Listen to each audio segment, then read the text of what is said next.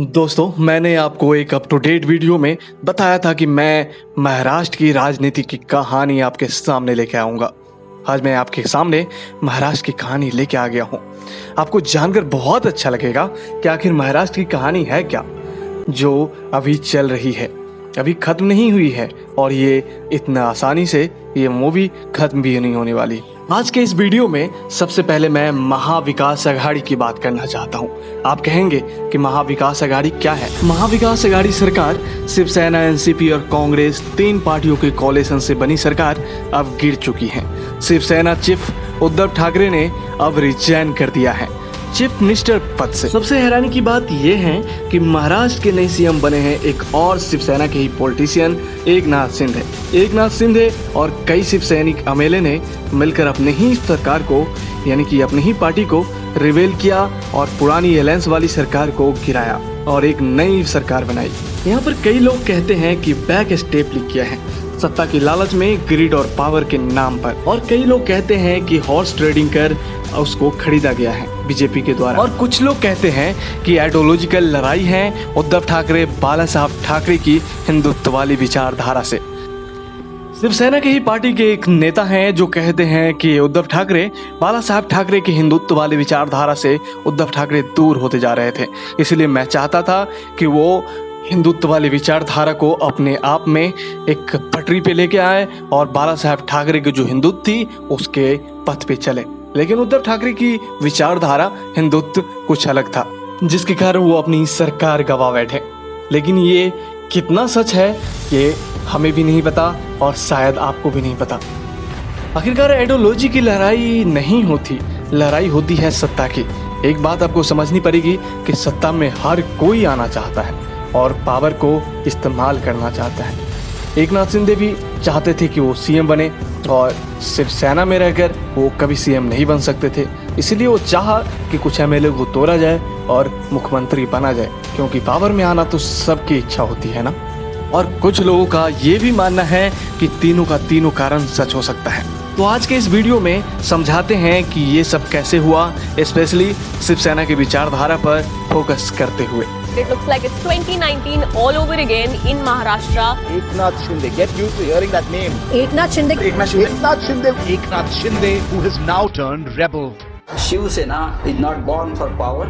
Power is born for Shiv Sena. आणि श्री एकनाथ शिंदे हे मुख्यमंत्री होतील. Make sense of this for our viewers. Devendra ji was walking the path of the sacrifice. Eknath Sambhaji Shinde, Devendra Gangadharrao Fadnavis ईश्वर साक्ष शपथ जो की कायद्याद्वारे दोस्तों, क्या है असली शिवसेना? बाला साहब की शिवसेना और असली हिंदुत्व, इन शब्दों का बहुत प्रयोग किया जा रहा है इन क्राइसिस में। गहराई से समझने के लिए हमें इतिहास में जाना पड़ेगा वापस।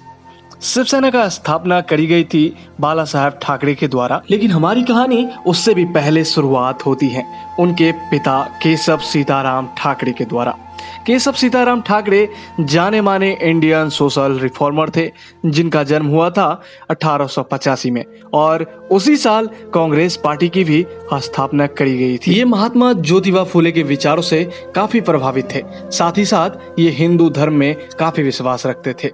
एक और सोशल रिफॉर्मर गजानंद विद्या भास्कर वैद्यों से मिलकर साल 1918 में इन दोनों ने मिलकर एक संस्था की स्थापना करी, जिसका नाम था हिंदू मिशनरी सोसाइटी।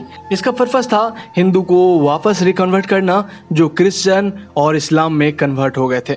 बेसिकली देखा जाए तो घर वापसी का ओरिजिनल वर्जन। फर्क बस इतना था कि उस वक्त के जो कंजर्वेटिव हिंदू लोग थे वो इस चीज को ऑपोज करते थे। वो कहते थे कि अगर इसको वापस लाओगे तो कौन से धर्म में कन्वर्ट करोगे और कौन से धर्म में फिट बैठेगा ये सब। और केशव सीताराम ठाकरे कास्टिज्म के सख्त अगेंस्ट थे। इनका मानना था कि ब्राह्मण प्रीस्टहुड की वजह से हिंदू कम्युनिटी में डिक्लाइन आया है और ये आर्य समाज की तरफ ज्यादा डिक्लाइन हुए। और साल 1920 में गांधी जी ने नॉन कॉर्पोरेट मूवमेंट का ऐलान करते हैं। पंडित नेहरू, सरदार पटेल, भगत सिंह, सुभाष चंद्र बोस, चंद्रशेखर आजाद, 16 साल की उम्र में लाल बहादुर शास्त्री और 13 साल की उम्र में भगत सिंह, हर कोई इस मूवमेंट में पार्टिसिपेट करते हैं। और इसी साल केशव एक मैगजीन की शुरुआत करते हैं प्रबोधन नाम से, और प्रबोधन का मतलब होता है इनलिजिटेंट, और इसका पहला इशू रिलीज होता है 1921 में। और अपने पब्लिकेशन की एक कोर प्रिंसिपल बताते हैं, ये कहते हैं कि हिंदू मोरल वर्ल्ड पॉलिटिक्स के बीच फंस कर रह गया है, और आज के दिन हमें सेंस ऑफ ब्रदरहुड बनाने के लिए अपने बीच सोशल डिफरेंसेस को खत्म कर देना चाहिए, और हमें अपने हिंदुत्व को बचाना होगा और अपने आत्म राज्य को।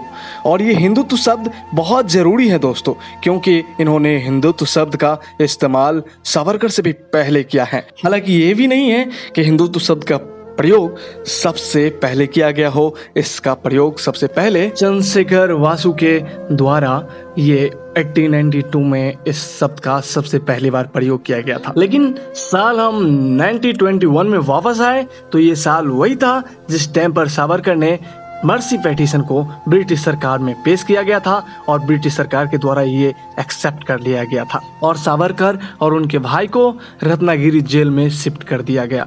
तो ये वही जेल था जहां पर सावरकर ने अपनी किताब एसेंशियल ऑफ हिंदुत्व में लिखते हैं साल 1922 में, और यहाँ पर उन्होंने बताया है कि हिंदुत्व कितना हिंदुइज्म से अलग है और इसका धर्म और रिलीजन से कोई लेना देना नहीं है। सावरकर अपनी किताब में बात करते हैं एक यूनिटेरियन की, और यहाँ पर भी कहते हैं कि इस देश में एक भगवान और एक भाषा होनी चाहिए, यानी कि वन गॉड वन लैंग्वेज। एक बात और आपको बता दूं, सावरकर जो थे एडोल्फ हिटलर से काफी प्रभावित थे।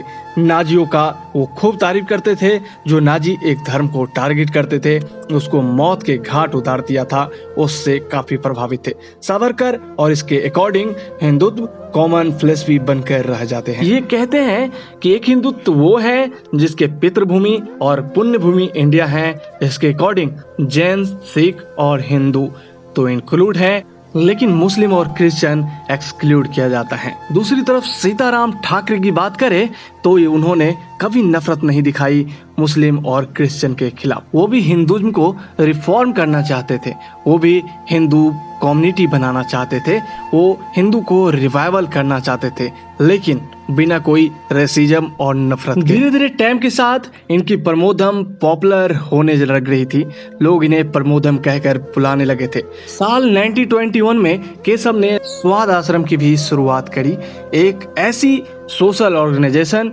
जो सोशल इशू के ऊपर लोगों को जागरूक करते थे। औरतों की एम्प्लॉयमेंट के लिए रेगुलरली विड मैरिज अरेंज करी, जो पब्लिक सेलिब्रेशन को प्रमोट करते थे, जो फीमेल भगवान पर फोकस रहता था, जैसे नवरात्रि। एक और ऐसी सिमिलरली इंस्टेंट में शादी वाली जगह पर आग लगा दी, जब इन्होंने देखा कि एक 12 साल की लड़की को एक 65 साल के बुजुर्गों से शादी करा रहे थे, तब उन्होंने वहां पर आग लगा दी। वो चाहते थे कि चाइल्ड मैरिज ना हो और कभी भी कोई लड़की के खिलाफ शादी नहीं किया जाए। तो यहाँ पे ये साफ दिखता है कि चाइल्ड मैरिज के वो खिलाफ थे। केशव सीताराम ठाकरे की विचारधारा इक्वलिटी और सोशल जस्टिस पर बेस्ड था। वैसे तो केशव सीताराम ठाकरे की बहुत सारी कहानियां हैं, लेकिन एक कहानी मैं और आपको बताना चाहूंगा। केशव सीताराम ठाकरे ने जब धारावी में गणपति का त्योहार मनाया जा रहा था ब्राह्मणों के द्वारा, तब केशव सीताराम ठाकरे ने कहा कि अगर तुम हर एक जाति को मेंबर बनाते हो तो एक समाज में इक्वलिटी दिखाई देगी और समाज हमारा आगे बढ़ेगा। लेकिन ब्राह्मणों ने इस बात को नहीं माना। बहुत मनाने के बाद वो मान गए, लेकिन उसके वो खिलाफ दिख रहे थे। तब सीताराम ठाकरे ने धारावी में खुद से गणपति का त्योहार मनाया और उसमें लाखों की संख्या में लोग आने लगे, और तब से गणपति का त्योहार भी वहां पर होने लगा। मैं एक बात और बता दूं, केशव सीताराम ठाकरे का हिंदुत्व और बाला साहब ठाकरे का हिंदुत्व, सावरकर के हिंदुत्व में कितना फर्क है ये तो आपने साफ देखा। लेकिन मैं आज आपको उद्धव ठाकरे की बात करना चाहता हूँ। उद्धव ठाकरे का हिंदुत्व केशव सीताराम ठाकरे के हिंदुत्व से बहुत मेल खाता है, लेकिन आज वो सत्ता से बाहर हो चुकी है। बीजेपी धन, बल और ईडी, सीबीआई के आधार पर अपनी सरकार बना चुकी हैं, जो कि एक लोकतंत्र के लिए बहुत ही खतरनाक है। तो आपने देखा ना शिवसेना की शुरुआत कहाँ से हुई थी और अब कहाँ पे खत्म होने लग रही है। मेरा मकसद इस वीडियो में ये बताने का था कि हिंदू और हिंदुत्व में क्या फ़र्क है और शिवसेना की शुरुआत कहाँ से हुई थी। बस मैं इस वीडियो में इतना ही बताना चाह रहा था। अगर आपको ये वीडियो अगर अच्छा लगा हो, इन्फॉर्मेटिव लगा हो, तो ज़्यादा से ज़्यादा लोगों तक शेयर करें और आप मेरे वीडियो को लाइक और सब्सक्राइब करें। अगर सब्सक्राइब नहीं किया है तो जल्दी से जल्दी अभी सब्सक्राइब कर ले। Thank you so much. अब मेरा विदा होने का समय हो रहा है, तो अब मैं आपसे चाहता हूँ विदा। अगली वीडियो में आपसे पुनः मिलूंगा। थैंक यू, धन्यवाद।